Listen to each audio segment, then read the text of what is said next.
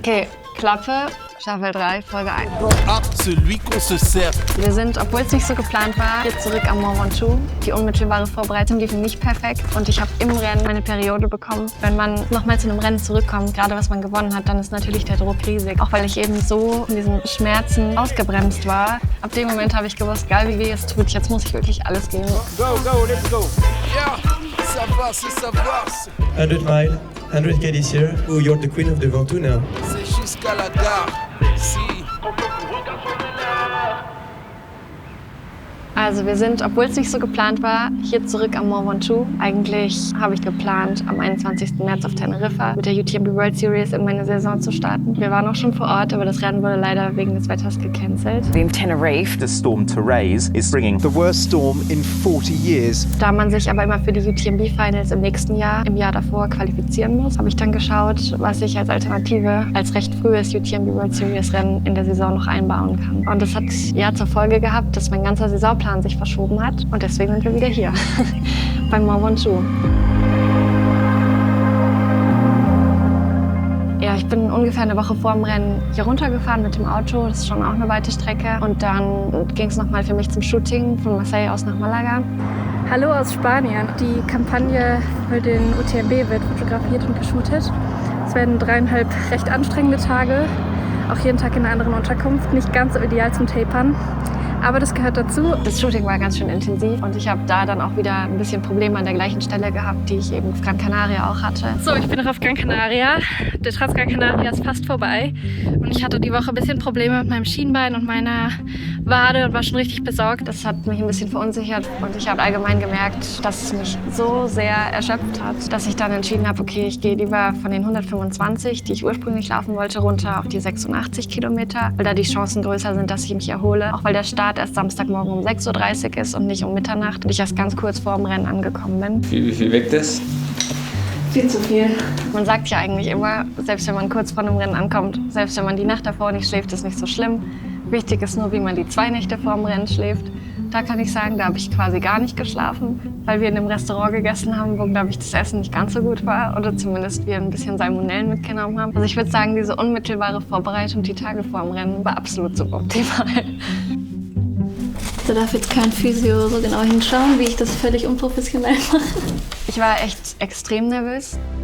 Diese kurzfristige Umentscheidung, ich laufe eine Strecke kürzer, hat mich schon echt einerseits ein Stück erleichtert, weil ich musste dann die Nacht nicht laufen und ich wusste, meine Beine können sich noch 12 Stunden länger erholen gefühlt. Auf der anderen Seite kannte ich die Strecke noch schlechter. Ich hatte nur kurz vorher bei der Elite-Präsentation eben gehört, dass 75% der Strecke anders sind. Ich bin so nervös. Ich konnte mich mental vorher einfach gar nicht so richtig auf diese Strecke einstellen. Wenn man nochmal zu einem Rennen zurückkommt, gerade was man gewonnen hat, dann ist natürlich der Druck riesig und jeder erwartet, dass man nochmal gewinnt. Ja, ich habe einfach gemerkt, dass ich vorher sehr unsicher und nervös war. Viel mehr, als ich das sonst bin, weil ich nicht so richtig wusste, okay, was erwarte ich jetzt gerade, weil ich den ganzen Winter echt gut trainiert habe, aber eigentlich halt auf ein anderes Rennen. Und es mag dann erstmal so klingen, naja, man ist dann für alles gut vorbereitet, aber es macht schon einen Unterschied. Ja, irgendwie dieses Mal, ich hatte das Gefühl, entweder hatte ich keine Startreaktion oder ich habe ein bisschen verpasst, dass es jetzt losgeht. Ich habe so ein bisschen darauf gewartet, dass noch die Zahlen runtergezählt werden, der Countdown, aber dann ging es direkt los und es sind alle ultra schnell losgesprintet. Da habe ich dann auch gedacht, okay, beim 125er letztes Jahr ging es ein bisschen gemütlicher los. Es waren einfach unfassbar viele um mich rum. Da war es schon schwer, so seine eigene Pace zu finden, weil es ein reges Überholen und überholt werden war. Da habe ich mich am Anfang ein bisschen schwer getan, weil einfach viel mehr Getümmel war, als ich das sonst bei den langen Strecken jetzt in der Vergangenheit hatte.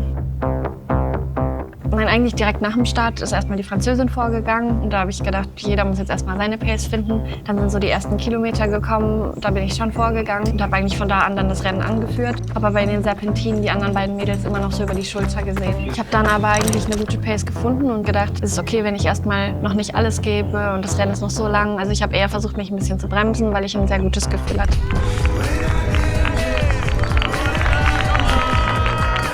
Ich habe mich auch echt gefreut, dass ich oft meinen Namen gehört habe. Vielleicht war es, weil ich im letzten Jahr schon da war. Aber ich fand, die Stimmung dort war immer richtig gut. Selbst wenn ich ankam und echt kräftemäßig super weit unten war, war die Stimmung so gut, dass ich mir mal eingeredet habe, hey, hier gibt es jetzt 2 neue Beine. Meine allererste richtige Challenge war das mein allererstes Gel. Das wollte ich eigentlich kurz vorm Start nehmen, aber das habe ich vor lauter Aufregung vergessen. Und es ist mir ungefähr bei 3,5 Kilometern geplatzt und ich hatte einfach überall Gel. Das komplette Bein runter, den ganzen Rucksack. Das war das erste Mal, wo ich gedacht habe, okay, das ist jetzt eine der Herausforderungen, mit der ich nicht geplant habe und die jetzt eklig wird, aber es ist jetzt so. Bei etwa 20 Kilometern habe ich gemerkt, dass ich meine Tage bekomme. Und mitten im Rennen ist es natürlich absolut suboptimal.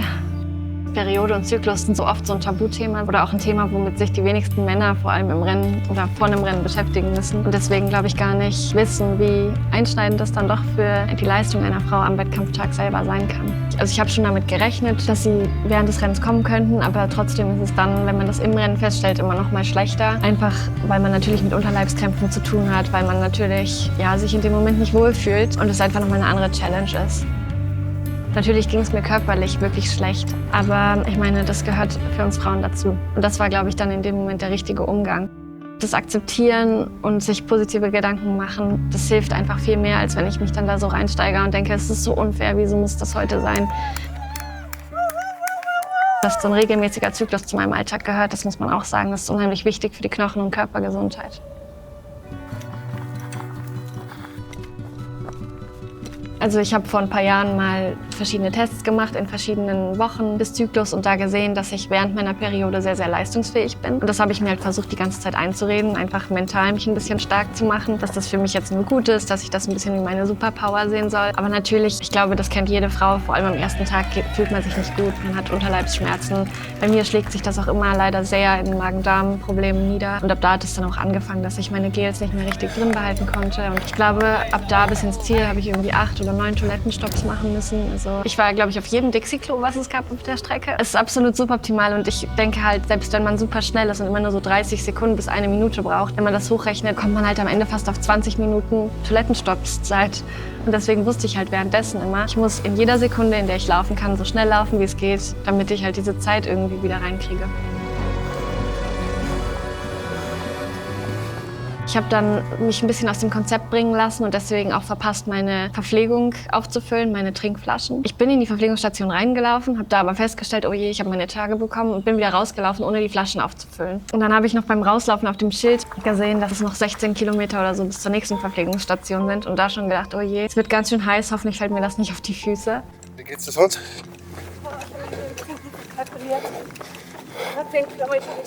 Ich habe jetzt die vergangenen 15 Kilometer eigentlich immer nur so mit 3, 4 Schlücken Wasser mich versorgt, weil ich dachte, sonst bin ich gleich ganz leer und habe gar keine Verpflegung mehr. Gleichzeitig hatte ich meine Periode und habe gemerkt, ich behalte keine Gels drin. In dem Moment habe ich gedacht, das ist erst das erste Drittel des Rennens und es ist sehr schnell umgeschlagen von ich fühle mich gut hin zu, oh nee, es läuft alles gar nicht mehr nach Plan und es ist noch ein ganz schön weiter Weg.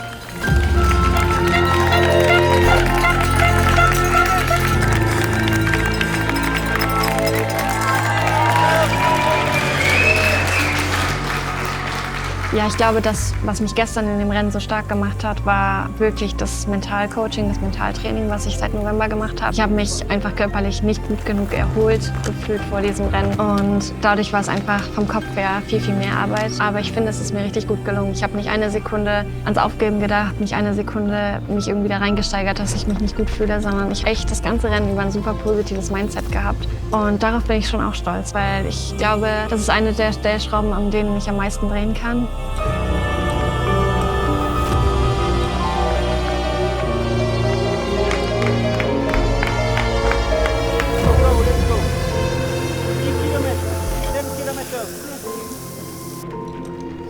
Dieses Jahr war es leider so, dass der Uphill zum Mont Ventoux ganz anders war als im letzten Jahr. Im vergangenen Jahr konnte ich da super gut laufen und Zeit gut machen. Und dieses Mal ist man anders hoch, sodass man wirklich viel mit den Stöcken, auch im schnellen Gehtempo, sich nach vorne gebeugt, nur fortbewegen konnte. Da habe ich immer extreme Unterleibsschmerzen gehabt. Also ich würde fast sagen, dass dieser lange Uphill, auf den ich mich eigentlich so gefreut habe, dieses Mal mit Abstand das schmerzhafteste war.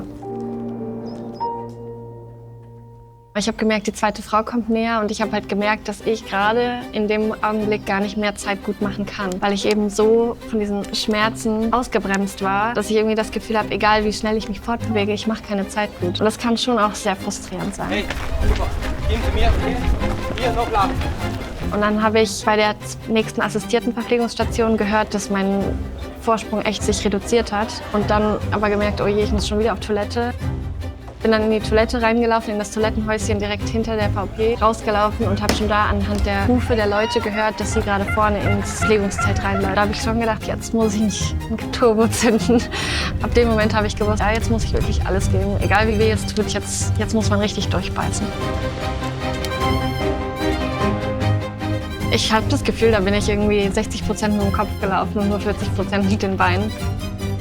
Den letzten Abschnitt ab der 2. assistierten Verpflegungsstation bis oben zum Peak vom Mont Ventoux, den kannte ich vom letzten Jahr. Und ich hatte das Gefühl, da habe ich mich dann noch sehr gut bewegt. Vielleicht, weil ich so viel Druck von hinten hatte, vielleicht, weil auch die 100-Meiler-Läufer dann vor einem waren, man sich da immer so ranziehen konnte, die dann überholt hat. Und das habe ich, glaube ich, auch so ein bisschen für den Kopf gebraucht in dem Moment, so ein bisschen aus diesem Loch rauskommen, jetzt muss es mir wieder besser gehen. Und dieses Jahr ist man eben genau über den Peak gelaufen. Letztes Jahr ist man ja davor in den Downhill gegangen. Und dadurch waren dieses Jahr echt viele Leute oben und auch viele Radfahrer. Das hat mir schon gefallen. Ich hatte das Gefühl, es hat mir ein bisschen Energie gegeben. Ich hatte schon Respekt vor dem Downhill, gerade weil es der war, wo ich mir letztes Jahr ja die Außenbänder gerissen habe. Aber ich habe mir auch eingeredet, hey, dafür kennst du den Downhill.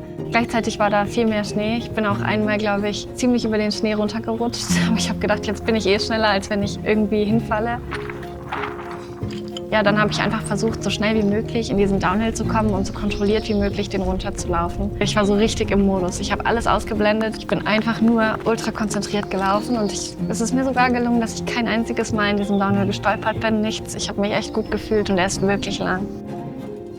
Wenn man eine Schwäche hat, versucht man so viel dran zu arbeiten, wie es geht. Und ich habe viel im Technischen und viel im Downhill trainiert. Und ich muss aber schon sagen, es war jetzt das allererste Rennen, wo ich wirklich eine große Verbesserung gemerkt habe. Also ich war sehr sicher. Ich habe selbst gemerkt, dass ich Männer einholen kann und nicht die, wenn die eingeholt wird. Und ich habe mich wirklich stark gefühlt. Ich hatte überhaupt keine Probleme. Sonst hatte ich auch oft das Problem, dass ich im Downhill Rückenschmerzen bekommen habe oder die Beine irgendwann zugemacht haben und ich mich einfach schwach gefühlt habe. Das war überhaupt nicht der Fall. Ich hatte das Gefühl, ich habe einen wirklich guten Vortrieb gehabt. Ich habe mich sicher gefühlt, obwohl man echt sagen muss, hier in der Region beim Mont Ventoux sind so viele Steine, ich nenne das immer ganz gerne Fußbrecher. Es täuscht ein bisschen, wenn man auf die Karte schaut und es gar nicht so viel Höhenmeter an irgendeiner Stelle hat, dann sind es meistens die Stellen, wo es extrem ist mit diesen ganzen Steinen. Und da dann gut voranzukommen, ohne wegzuknicken, da muss man sich echt gut konzentrieren.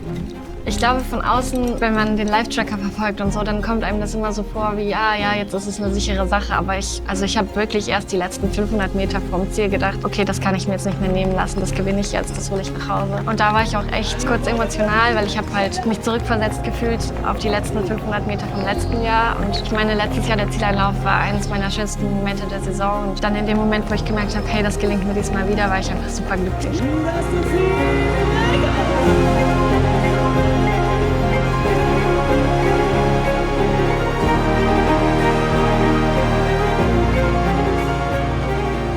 Ich finde das immer so interessant, weil natürlich freut man sich das ganze Rennen auf den Zieleinlauf. Aber wenn das dann passiert im Rennen, dann verfliegt das so sehr. Und ehe man sich versieht, ist dieser Moment vorbei und man erinnert sich viel mehr an die Höhen und Tiefen aus dem Rennen zurück. Das Wichtigste war eigentlich mit diesem Rennen die Qualifikation für die UTMB Series Finals Ende nächsten Jahres in Chamonix abzuhaken und zu schauen, wo stehe ich, wie fühle ich mich und an welchen Schwächen muss ich noch arbeiten. Zum Beispiel habe ich gemerkt, dass ich mit den Stöcken ganz schön schlecht vorangekommen bin gestern. Also ich weiß schon, woran ich arbeiten muss bis zum nächsten Jahr. So, Ida, 100 mile, 100K this year. The Ventoux, you're the queen of the Ventoux now. It's official.